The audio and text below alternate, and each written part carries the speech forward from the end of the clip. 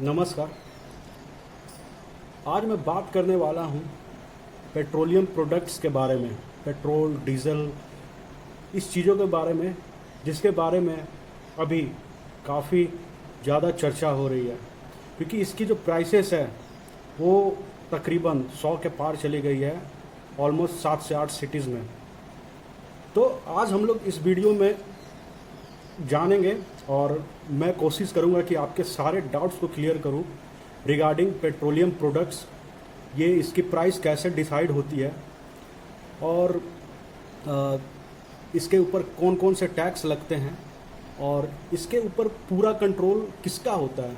International market का होता है, इंडियन गवर्नमेंट का होता है, स्टेट का होता है, या फिर किसी ऑयल कंपनी का होता है। ये जो भी डाउट्स हैं और जो भी चीज़ है, जितने भी तरह के डाउट्स हैं, उसको मैं आज इस वीडियो में क्लियर करने का कोशिश करूंगा। तो अभी तक आप लोगों ने अगर मेरा चैनल सब्सक्राइब नहीं किया है तो प्लीज़ सब्सक्राइब करें, लाइक करें और शेयर ज़रूर। भारत में जो ये पेट्रोलियम प्रोडक्ट्स का जो स्ट्रक्चर है, जो इसकी प्राइस डिसाइड होती है 2014 मतलब 2017 तक ये 2 वीक्स पे डिसाइड होती थी। मतलब हर एक 2 वीक पे इसकी प्राइस डिसाइड होती थी। लेकिन 2017 के बाद इसमें चेंज हुआ और इसकी जो प्राइसिंग है वो डायनेमिक कर दी गई है।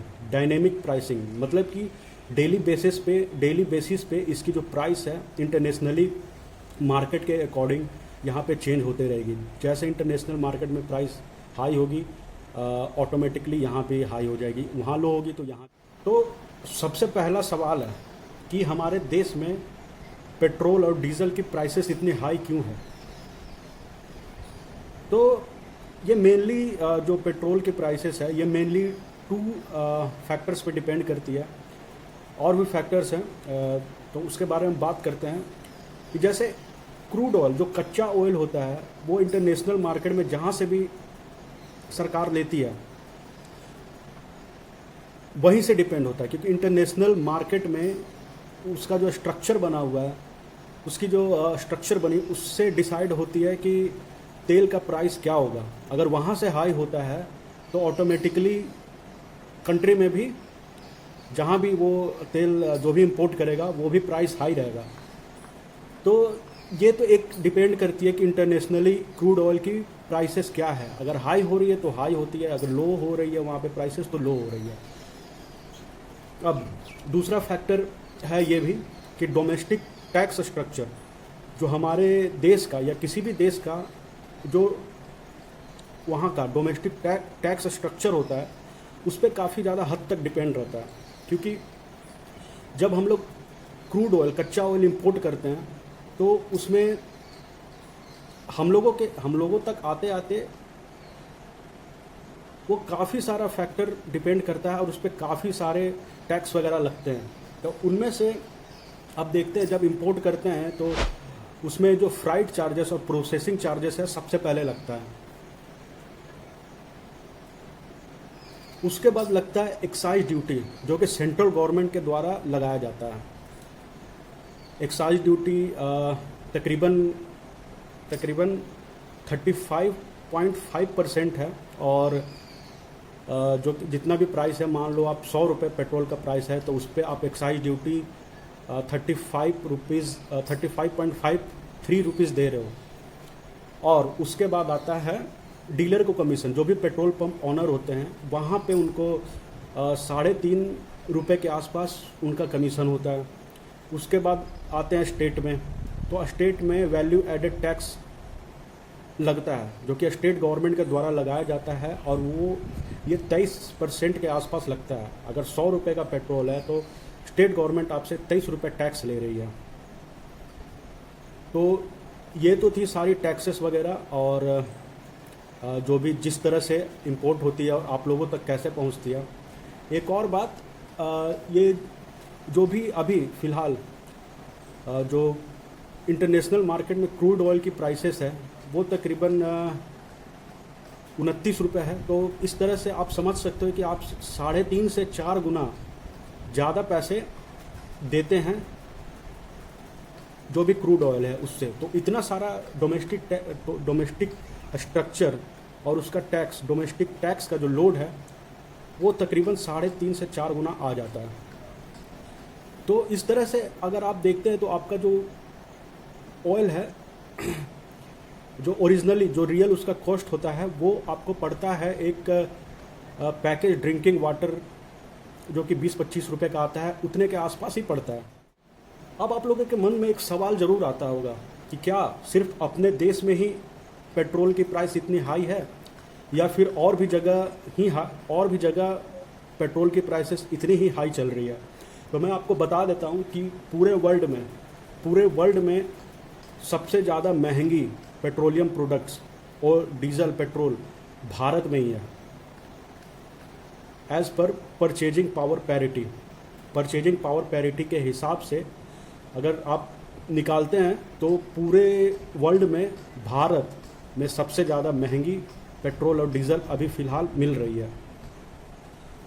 तो इस तरह से आप समझ सकते हैं कि जो भी फैक्टर्स है ये ठीक है, ये डिपेंड करती है इंटरनेशनली मार्केट के अकॉर्डिंग, लेकिन अगर सरकार चाहे तो अपने एक्साइज ड्यूटी और वैल्यू एडेड टैक्स को कम कर सकती है।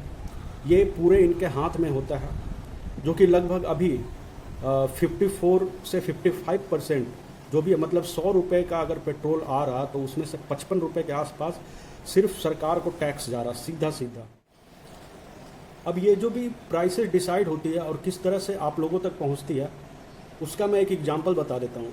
जैसे ये डाटा जनवरी का है, तो बेस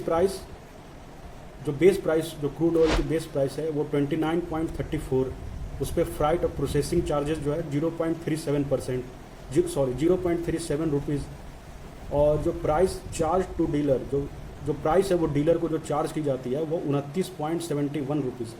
एक्साइज ड्यूटी जो कि सेंट्रल गवर्नमेंट लगाती है 32.98, उसके बाद जो डीलर कमीशन होती है 3.69%, उसके बाद वैल्यू एडेड टैक्स 19.92%। तो ये इस तरह आते हुए 87 या 88 रुपीज़ के आसपास आपको पूरी कॉस्ट पड़ती है। तो ये थी सारी बातें पेट्रोलियम प्रोडक्ट्स के बारे में। होप आप लोगों को ये समझ आया होगा। और बात करते हैं इसके इम्पैक्ट के बारे में, हम लोगों पे, आम पब्लिक पे इसकी क्या इम्पैक्ट पड़ सकती है। तो इम्पैक्ट ये है कि जिसके पास व्हीकल नहीं है वो पब्लिक ट्रांसपोर्ट पे जाएंगे तो पब्लिक ट्रांसपोर्ट महंगी हो जाएगी। ऊपर से जितने भी छोटे कारोबारी हैं और मैक्सिमम इंडिया में बाय रोड ही ट्रांसपोर्ट होता है और बिज़नेस होता है, तो जो भी छोटे कारोबारी हैं उन पे काफ़ी ज़्यादा फ़र्क पड़ेगा। मिडिल क्लास फैमिली को फ़र्क पड़ेगा, क्योंकि उनकी आय इतनी नहीं होती है कि वो ये छोटे जो प्राइसेस के दाम बढ़ रही है उसको वो हैंडल कर सके। क्योंकि रोटेशन महंगी हो जाएगी तो ऑटोमेटिकली सारी चीज़ महंगी हो जाएगी, सब्जी हो गई, वेजिटेबल्स हो गई, जो भी ट्रांसपोर्ट करके जितनी भी सारी जो आप यूज़ करते हैं डेली लाइफ में, सारी कुछ ट्रांसपोर्ट होके एक जगह से दूसरे जगह जाती है, तो ऑटोमेटिकली वो सारा सामान महंगा हो जाएगा। अब आप लोगों के मन में ये सवाल ज़रूर आ रहा होगा कि हमारे पड़ोसी देशों में अभी पेट्रोल और डीजल की क्या कीमतें चल रही हैं। तो मैं आपको बता देता हूं कि अभी जैसे फ़िलहाल भारत में 100 रुपये, कहीं 100 रुपये, 99 रुपये भारत में अभी पेट्रोल की जो प्राइस है वो चल रही है। बांग्लादेश में 78 के अराउंड है, पाकिस्तान में 52 के अराउंड है, श्रीलंका में 69 के अराउंड है, भूटान में 70 रुपीज़ के आसपास है, अफ़गानिस्तान में 46 रुपये के आसपास है। ये रही पेट्रोल की दाम। और डीज़ल में आते हैं तो डीज़ल में अभी भारत में 92 रुपीज़ के आसपास अभी डीज़ल की जो 1 लीटर की प्राइस है। बांग्लादेश में 57, पाकिस्तान में 53, लगभग दोगुना डीज़ल में, लगभग दोगुना पाकिस्तान से अंतर है। श्रीलंका 41 रुपीज़, ये 2 टाइम से भी ज़्यादा अभी भारत में 41 श्रीलंका, और भारत 92, भूटान 67, अफ़गानिस्तान 48। तो आप लोग इसमें अंतर देख सकते हैं कितना ज़्यादा अंतर है। हमारे पड़ोसी जो देश हैं और हमारे देश में जो पेट्रोलियम प्रोडक्ट्स है उसमें कितना ज़्यादा फ़र्क है। अगर ये इन्फॉर्मेशन आपको पसंद आई हो तो मेरे चैनल को सब्सक्राइब करें, लाइक करें और शेयर ज़रूर करें। Thank you so much.